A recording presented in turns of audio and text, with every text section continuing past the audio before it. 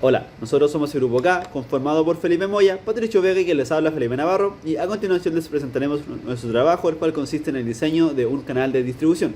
Primero que todo, debemos recordar que un canal de distribución es el encargado de conducir el agua desde la boca toma, pasar por el desalenador y llegar hasta la cámara de carga. Para nuestro caso, el planteamiento será como se aprecia en la figura, el cual además cumple con una diferencia de altura neta de a lo menos 50 metros entre la cámara de carga y la central hidroeléctrica o sala de máquinas. Por otra parte, para efectos de facilitar el cálculo, diseñaremos el canal solo en base a la distancia que va desde la boca toma al desalenador, ya que el diseño cumplirá para ambos tramos, distancia la cual en este caso corresponderá a 986 metros. Y como datos iniciales tenemos el caudal, el cual es un dato ya conocido, un coeficiente de Manning de 0,013 obtenido en base a la materialidad, en este caso de mortero, en condiciones normales, la pendiente, la cual corresponde a la diferencia de alturas en función del largo, y el ancho del canal, que también es un dato ya conocido.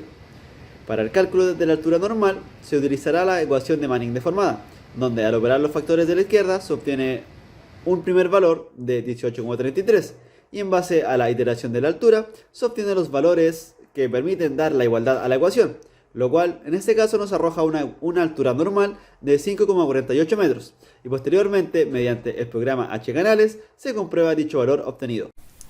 Hola, mi nombre es Felipe Moya y continuaré con la explicación. Ahora vamos a realizar el cálculo a la altura crítica. Para ello vamos a utilizar la ecuación de Freud que se presenta aquí y vamos a utilizar un número de Freud igual a 1, ya que este es el que representa cuando se tiene un flujo crítico. Desarrollando un poco la ecuación, vamos a tener lo siguiente, que el número de Freud para flujo crítico igual a 1 va a ser igual al caudal sobre el ancho del canal por la altura crítica, elevado al cuadrado, sobre la gravedad por la altura crítica. Bueno, para encontrar la altura crítica vamos a tener que iterar, como se muestra acá en la pantalla, y vamos a iterar en base a los parámetros que ya se tienen de nuestro diseño, que es el caudal, el ancho del canal y la gravedad. Y vamos a buscar que el factor derecho, que es esto, sea igual al número de Freud, que es igual a 1. Por lo tanto, para distintas alturas críticas vamos a tener distintos valores para el factor derecho. Y como se destaca de color azul, a los 4,07 se obtiene un factor derecho igual a 1. Por lo tanto, se cumple con la igualdad y se puede decir que la altura crítica corresponde a 4,07 metros.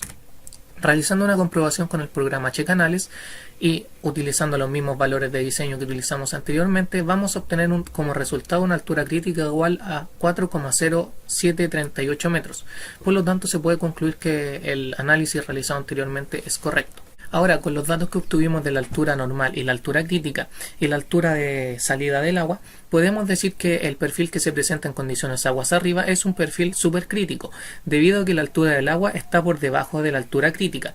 Además, que se presentará con una pendiente suave debido a que la altura crítica es menor a la altura normal. Como el agua tiene un comportamiento supercrítico y sabemos que corta a la altura crítica de manera perpendicular, vamos a utilizar la ecuación de Brice para comprobar dicho comportamiento y para conocer a la distancia en la cual se genera este corte. Para ello vamos a utilizar esta fórmula que aquí se presenta, donde delta H es la altura del agua en función de estos parámetros, que es la pendiente del canal, el número de Manning, el caudal, el ancho del canal, la gravedad, el área y el perímetro, que van a estar en función de cada altura, y un delta X, que será la distancia a la cual vamos a evaluar la altura del agua, y será de 2 metros.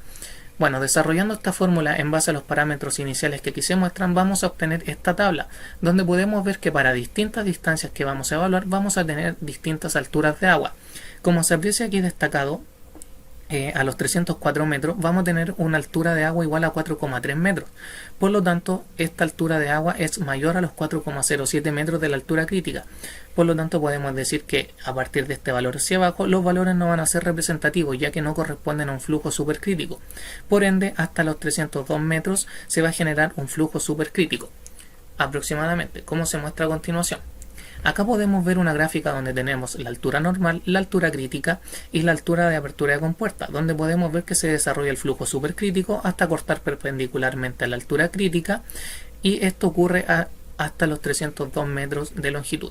Mi nombre es Patricio Vega y continuaré con el ejercicio. Ya sabemos que el agua al llegar corta la altura crítica de forma perpendicular, pero también sabemos que no es el único perfil que se puede formar en un tipo de canal de estas características, por lo cual es conveniente generar un análisis de flujo de agua, pero esta vez desde aguas abajo hacia aguas arriba, en el cual se forma un flujo subcrítico M2, el cual se dirigirá de forma asintótica a la altura normal, tal como se logra ver en pantalla.